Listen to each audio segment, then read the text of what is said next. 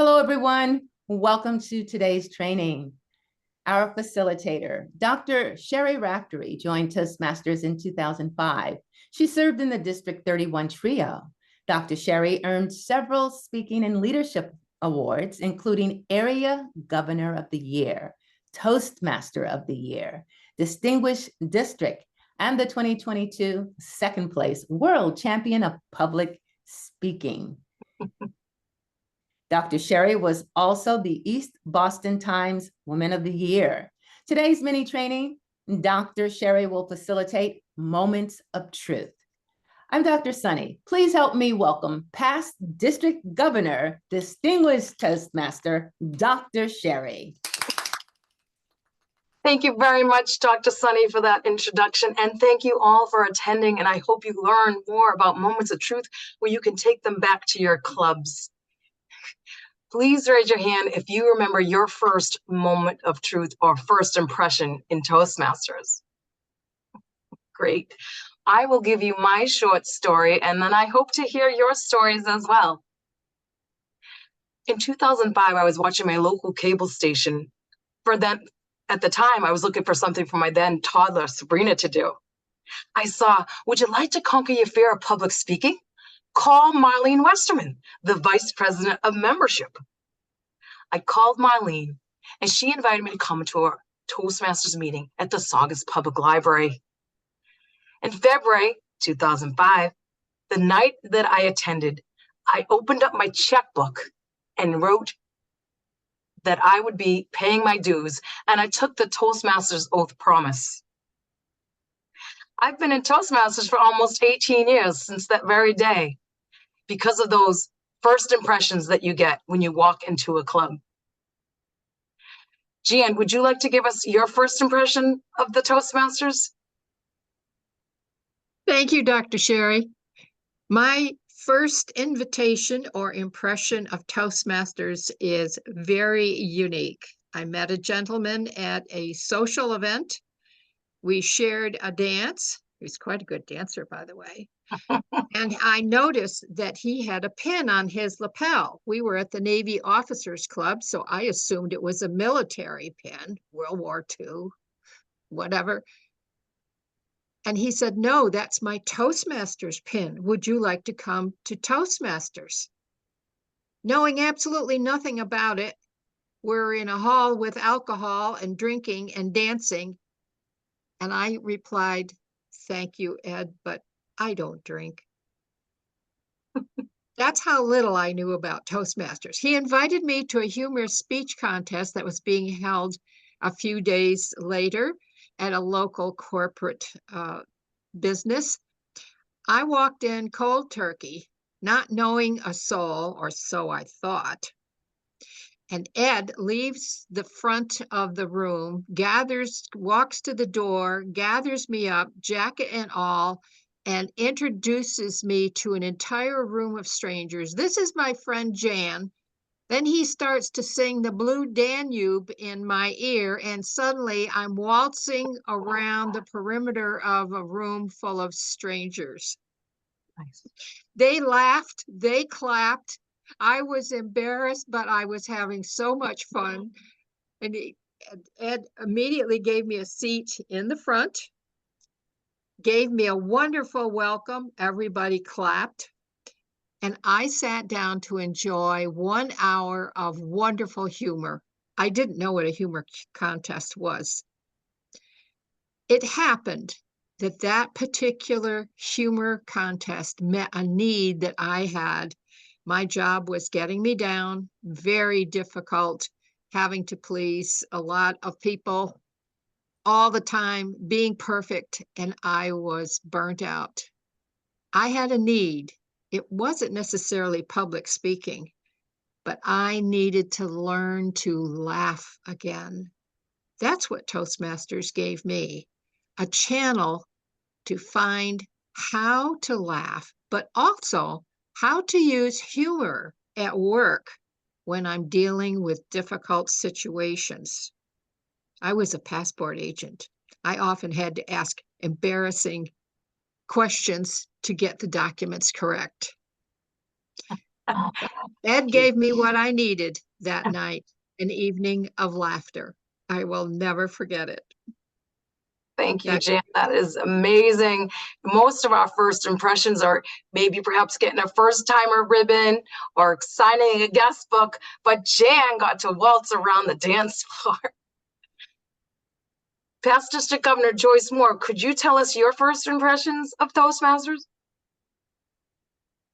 This was at the Baptist Medical Center where I was working. I received a memo from the CEO saying I had to attend this Toastmasters meeting in the basement. I thought, oh my gosh, what is this? When a CEO sends you a memo, you have to do it. So I go down to the basement, and here was this man and woman there. They were insurance agents, and I thought, oh my gosh, I'm going to learn how to sell insurance. Then they introduced themselves and told about the Toastmasters program. I was shocked and surprised that it was something that I needed because I had started doing seminars and workshops across the United States. It added to what I needed. It also made me feel real secure about myself. But one of the things with Toastmasters, I love speaking, but I love evaluations. And I was hired by a chemical company in Los Angeles. And every time they would make a new chemical, they would hire me to come out, evaluate that chemical, and tell them how it should be used. All of that I learned from the Toastmasters program, and that was in 1987. Oh. Been a member for a long time. Oh my goodness, that is wonderful. And funny that you should be in a basement because that's where the first Toastmasters club actually started, in the YMCA basement. So that's not too far off. I hope they organized the room nicely for you. Okay, Dr. Sunny, share with us your first moment of truth. My first moment of truth began when someone suggested I go to Toastmasters. I was between jobs in a job transition. And I actually, since I worked in communication, I was like, I don't need Toastmasters. What do I need Toastmasters for? Little did I know. And my career person said, networking. And little did I know that it would end up that since 2015, I joined for that reason, but I stayed for the fellowship and for the ability to always learn new things and to be able to share what I learned with others. That's become my passion. So I was glad that I was able to find a club where the environment felt good. I felt welcome. And although it took a while to understand what a DTM was and how you get there, eventually that happened. So I love Toastmasters. Back to you. Excellent, Dr. Sunny. And you bring up a good point about fellowship, and we're definitely going to dive deeper into fellowship. Toastmaster Division Director Lynn, would you like to share your first impressions of Toastmasters? You're on mute. My first impressions of Toastmasters. Well, I was invited by my supervisor. She said, I have somewhere I would like to take you for lunch. Well, I'm thinking, we're going to go to a restaurant. We're going to have good food and good fellowship. We ended up waltzing down the hall to this little room where there was other people that I didn't know, but there was food. It was their monthly fellowship meeting.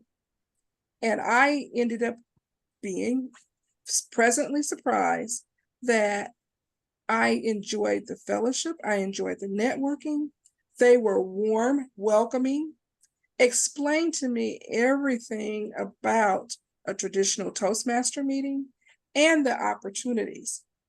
Because of their friendliness and their warm welcoming and the opportunities, I showed up the next week and I became a Toastmaster. That happened at Southeast Arkansas College in 2018. And the opportunities have not let me down. I've had the opportunity to participate in 3 speech contests, as well as serve as an assistant to an area director, becoming an area A3 director. And now I am the Division A director for District 43. And I have the opportunity along the way to be a mentor, a coach, and a sponsor to the clubs, to other members. And I just love it. I am a Toastmaster lifetimer. Back to you, Toastmaster Sherri. Thank you, Toastmaster Lynn. And I love that you brought up there was food, because if you have it, they will come. Excellent. All right, past region advisor Michael, would you please share with us your first impression? Certainly will, Dr. Sherri. So I was invited by a friend, and at the back of the room was the treasurer who would attend to people. I turned up a little bit late and he took my money, and then he got a table topic. And what happened next just really intrigued me. He ran to the front of the room to answer the table topic. And I asked him later, why did you run? And he said it was to reduce his thinking time. And that single thing got me so intrigued, I kept on coming back. And I came a few times and I had no intention of joining. And I tell this message to people. I only joined because someone asked me to join. And I just say to people, don't be afraid to ask people to join, because if I hadn't been asked to join, I wouldn't have joined. It was as simple as that. But it was just the intrigue of one person running to the front to reduce his thinking time that got me to come back. Thanks, Sherri. Thank you very much. And you bring up a great point about welcoming guests and inviting guests. We should always be inviting guests. So thank you, Michael. That's a great point. I like the running part too. Past District Governor Mary Turnall, your first impression of Toastmasters. My first impression was, can you hear me? Yes, can hear you, we My can see first you. impression was due to a fact because I was working for a barter company. And the owners of the barter company were multimillionaires. I mean, multimillionaires. Oh. I was to present the financial facts to these male chauvinistic men. My secretary, highly intelligent, her husband was going to Toastmasters. He worked for the city of Maplewood. And she knew I had my knowledge, but she knew I was going to have great skills to present the financial information to this board. She suggested I go with her to this Toastmaster club. I went. The owners of Smart Card were there, husband and wife. There were 2 other couples, insurance individuals. There was other individuals from the community. I don't even remember questioning myself. I joined. And within 1 year, I had my CC and I was treasurer of the club. It was First St. Paul, number 167, folks. I have always been elated by the participation of the members and the enthusiasm and the eagerness to be educated. I stay in Toastmasters because Toastmasters program educates me and I help educate other people. It's been a long journey since 1984, and I have several DTMs, and I won't tell you how many clubs because I just joined another. Oh, by the way, the 14th club last night at London. Oh, amazing. I don't know how you keep up with all that, but you're definitely always improving the more clubs you're involved in. Oh, Toastmaster Yes. Bethany, would you like to share your first impression?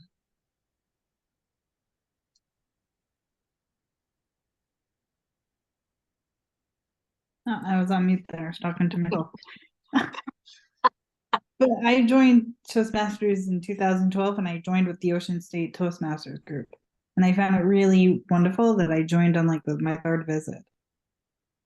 So it was really fun. I've stayed in Toastmasters ever since. I've been a division director, and I've held the area director roles as well. So I like the leadership aspect, and that's why I stay in Toastmasters. Thank you, Excellent. Dr. Sherri. Excellent, excellent. You've been presidents of clubs as well. You're helping with the prison clubs. You're amazing. Doing so well. Judy, Toastmaster Judy, would you like to share your first impression? Yes, I started with Toastmasters back in 1996, So it's been a while. It took me many years to get my DTM, but I was very determined. And even though it took a long time, it's something I'm so proud of. Never dreamed I would be so involved. I am in 2 clubs, Minutemen Toastmasters in Waltham, Massachusetts, Yes. and another one near Boston, Arlington Toastmasters. They are called Saturday Toastmasters of Arlington. I was a sponsor for them, worked with their club founder as I do today. That is a fabulous club as well. Very young one, only 4 years old. Very proud of those 2. I helped start a lot of clubs by going to demo meetings, taking part, planning them, as well as being in speech contests a lot over the years. Doing things for my district, District 31, one of the best on the planet. Back to you, Sherri. Ah, excellent job, Judy. You're amazing. Excellent. Dr. Ralph Smedley says, we learn best in moments of enjoyment. It sounds like you all have been enjoying our Toastmasters program, and some of you for several decades. Pretty amazing, pretty impressive. And we think about first impressions. Tell me what you think when you think of a first impression to have. Now that you're experienced Toastmasters, what's a good first impression for members to experience? What are some of the ways to get them in there and then keep them? They should always have a member sitting next to them to help them with the agenda and following along. Excellent. I like that. Yes, Mary. Toastmaster Mary. Meet them at the door if you didn't bring them, because many Toastmasters Nice. don't come in that door. So meet them at the door and guide them in and introduce them to several people in the room I like that a or on lot. the Zoom. What about guest books? Do you use guest books? I know that lots of clubs are online now. Do you use virtual guest books? I have visited clubs that do that. Do your clubs perhaps have virtual guest books? And if not, maybe that's something you could start adding to your clubs. Guest books, pins. I got this Toastmaster pin. I'm wearing it proudly. And then they have the first timers pins as well. And then hopefully you always close in the deal, just like when I went to my first meeting, they closed the deal and they got me to write my check. So you want to ask a person that visits, would you like to join? Right? All right, membership orientation. Let's talk about what your clubs do or what you've seen or witnessed that you think is a great way to do that with inductions, maybe signing a mentor, right? Helping them out with the education program. Discussing accommodations for those that have disabilities, assigned roles in club activities. Would you like to take that on, Joyce? Yes. Thank you. Now that we are on Zoom, it's very important to visit. Get there a little early and visit with the people. Be sure the program is set. And if not, maybe you could volunteer to fill a role that has all of a sudden become vacant. That way you do get to know each other. But you know, we have a telephone and we have email. We can always call them or we can send them an email and welcome them back and help them. And the most important part of the Toastmasters program for a new member is assigning them a mentor. You cannot assign them a role if they don't know how to use it. They may have watched the person in that role, but what do you remember? You've all been in a meeting today. What role do you 6 out is one that you remember? So it's important to call the person after you see the agenda, the new person, call them, go over that role with them and tell them you will support them and they will be able to fill that role, but they have to know. The other thing, in some of the clubs that I'm in, we have some blind people. It's very important that the agenda be read before the meeting starts. After the agenda is read, then other people that are not on the agenda should be introduced. They do not know who is there. And this helps them. And we do that in our clubs now, which has worked out real well. But I never thought about that until we did the Moments of Truth. It makes a big difference. When a new member comes in, there should be an orientation, but we feel like they should give their icebreaker. You have to tell them how to do it and what to look for, and encourage them to use the Pathways program. After the icebreaker, we give them a pen, a Toastmasters pen. In the evaluation, we make them feel good about what they did, and we ask them to begin to think about another speech. They go away from the meeting having had some good, happy things to happen to them, and they will be back. And they, like me, will probably stay for nearly 40 years. Oh my goodness, that's awesome. Yes, in fact, I'm in a club that also has members who are blind or have difficulty seeing. So we'll call out the red card, yellow card, green card, so that they're aware of where they're at in the speech timing. So thank you, Joyce. That was important to bring that out. I appreciate you. And then we can move into the fellowship, variety, communication. And I wanted to see if some of your clubs do inter-club meetings or have perhaps a club newsletter or a website. And I just want to point out that Dr. Bo Bennett from District 31, he started the Free Toast Host. He started the Free Toast Host as a high-performance leadership project. Can you imagine what you could do with your HPL project if Dr. Bo Bennett could create Free Toast Hosts for the entire globe? But hopefully you're using those. So who would like to chat and discuss if you're using your Free Toast Host or another website, and if you have an e-newsletter, or what you're using now for communications, which is a little bit piggybacking on what Joyce had mentioned about using the phones. Yes, Lynn. Yes, my clubs, I am a member of 6 clubs: Baptist Health, Simmons Global, newly formed UAPB Golden Voices, Advanced Toastmasters. And we utilize the Free Toast Host. What a treasure. With the Free Toast Host for our clubs, not only is it there just to give information, but it helps guide and steer our meetings. It has become an awesome tool for timely distribution of the agenda. You can, as a member, you can actually self-assign yourself for a role, which is such a tremendous time saver. It helps for the meeting to be organized, to run efficiently, because when our members are self-assigning, they're actually taking ownership for the role of the meeting versus having a role assigned to you. Another positive thing about the Toast Host website is it's such an excellent marketing tool. We have had so many guests attend and come and visit from just seeing our information or events that we're hosting or things in our community that we also post on our website. So I am so grateful for the Free Toast Host. Excellent, Lynn. Thank you.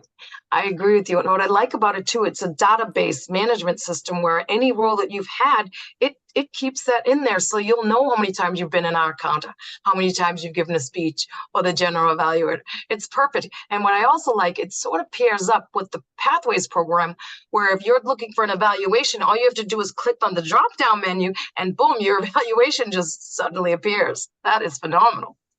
That is phenomenal. Thank you again. Let's move into the program planning and meeting organization. And let's talk about how, starting meetings on time and then creative table topics, positive and helpful evaluations. I could see maybe perhaps Bethany or Michael, would you like to share with us on that one? Thank you. Yes. No, I'd love to. So I belong to one of the biggest clubs in Australia. We're called Parramatta.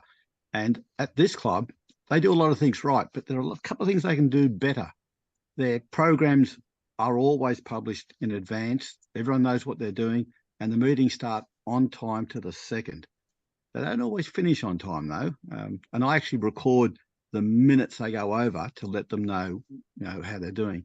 The table topics are always interesting. Everyone wants to come up with something different and exciting. But for the biggest club, or one of the biggest clubs in Australia, one thing they're not doing always is the projects are not always pathways projects.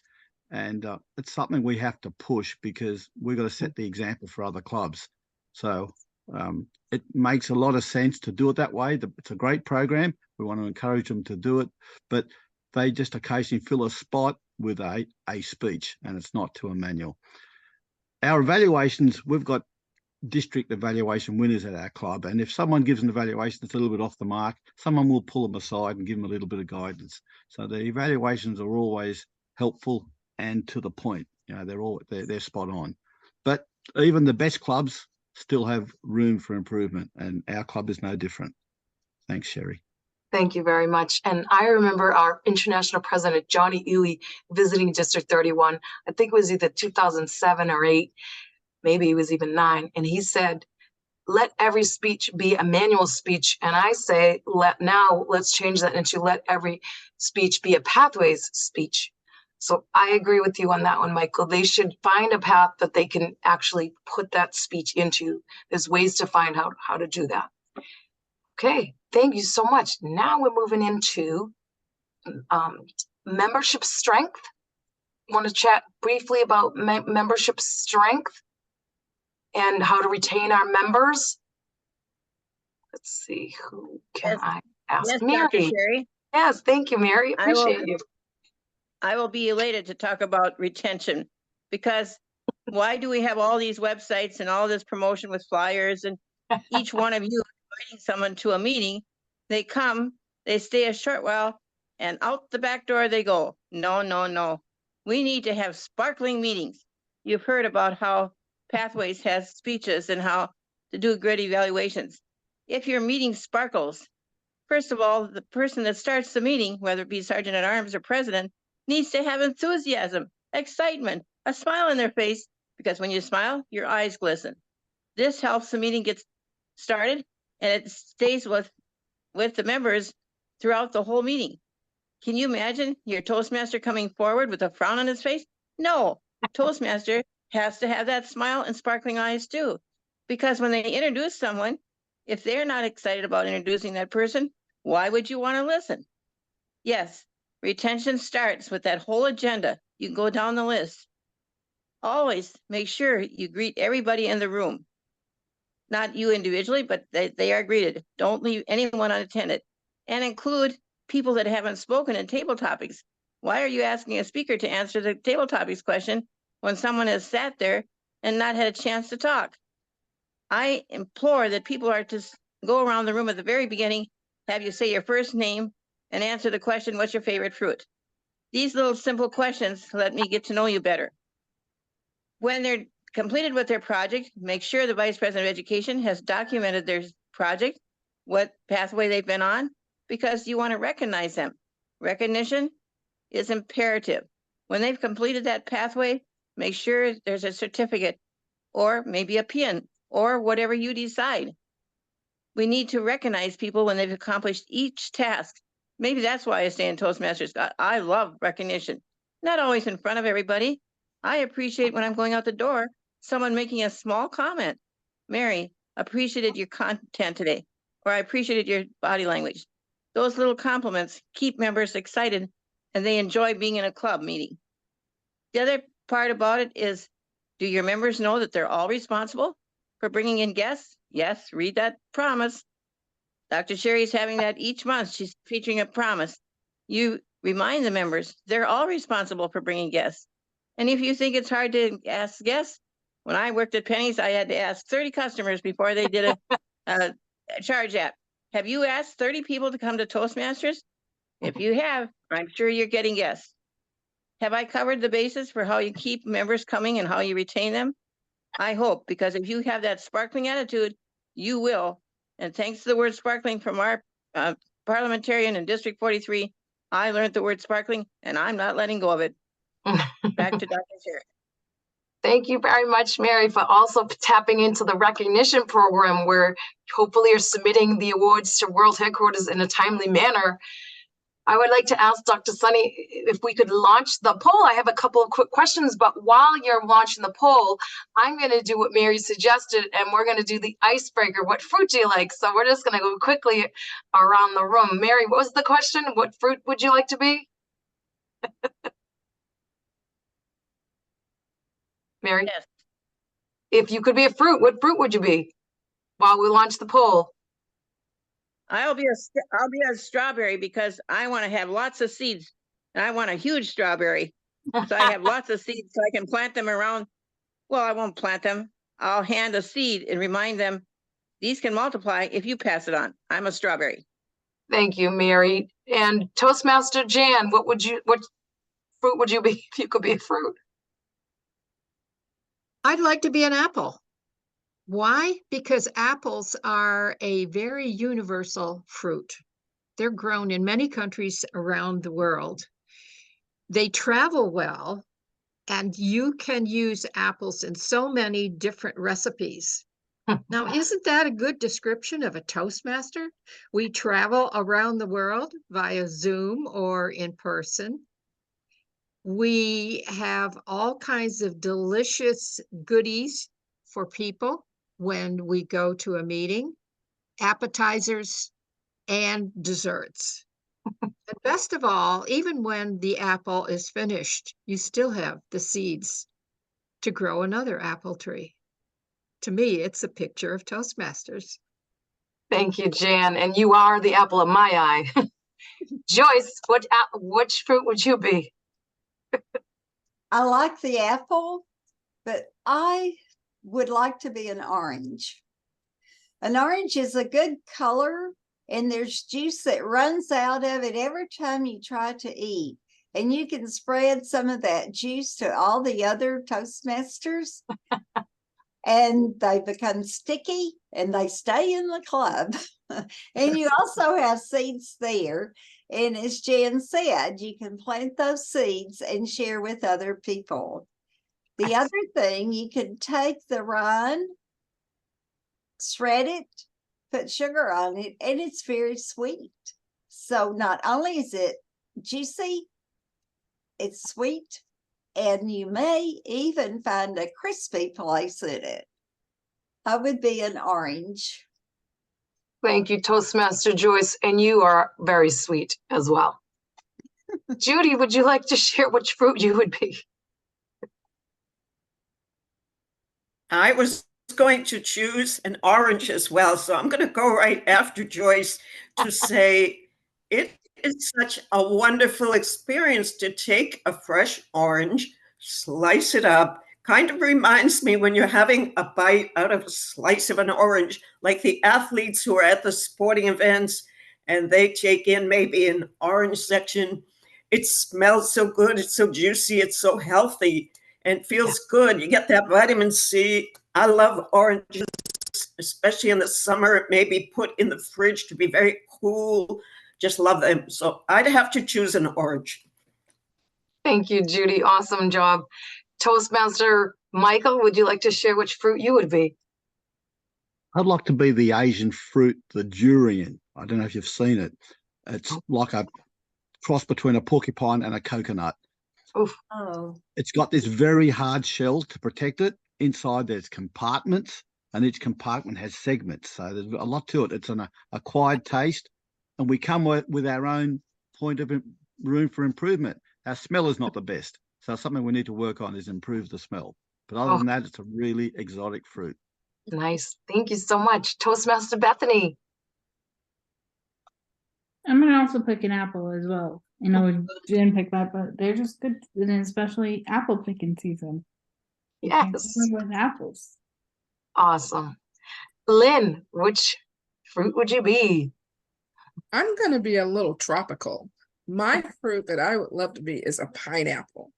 A pineapple is a symbol of welcome, symbol of happiness, but you can eat it in so many different ways.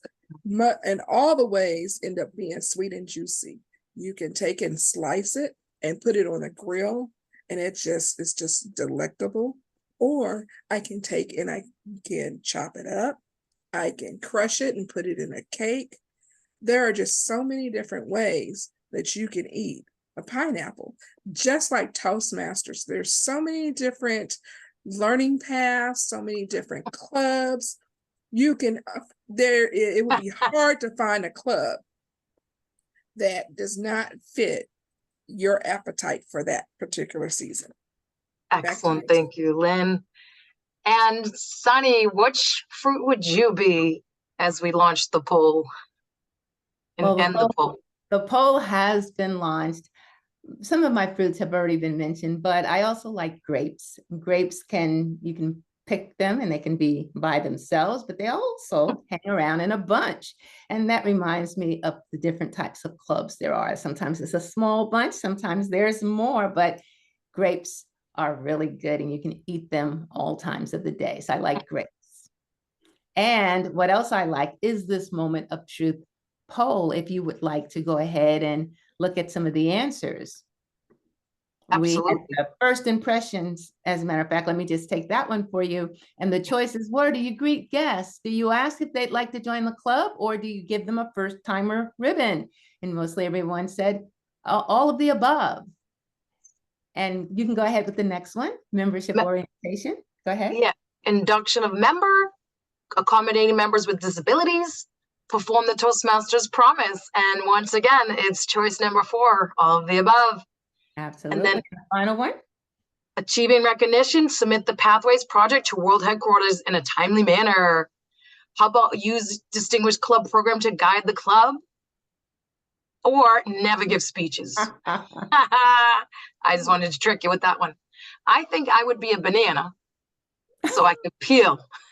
No, I love bananas because they're easy to travel with, and I use them in my, I make shakes each morning pretty much, and they're fabulous. Mm-hmm. So I wanted to thank everyone today. Does anyone have any questions? If you do, I'm going to put my email in the chat. We can still talk more about the moments of truth. If you would like me to come to your club and share more moments of truth opportunity, I'm happy to do that. I'm just putting my email in the chat for you. And I'd like to thank everyone for attending this session. I really appreciated having you. I hope you learned about moments of truth and bring them back to your clubs. Back to you, Dr. Sunny. Well, again, everyone, let's show our digital reaction. Since the pandemic, we've learned that if we can't always clap, and we can always show digital reaction. So I'm going to give you a big heart right away, right now, and just say, thank you so much, Dr. Sherri, for creating this facilitation of moments of truth, which is always to make us all better members and better leaders and better speakers. So again, we appreciate your efforts to put this all together just to help us become better speakers and where leaders are made. Back to you, or rather, have a good night, everybody. Excellent, excellent.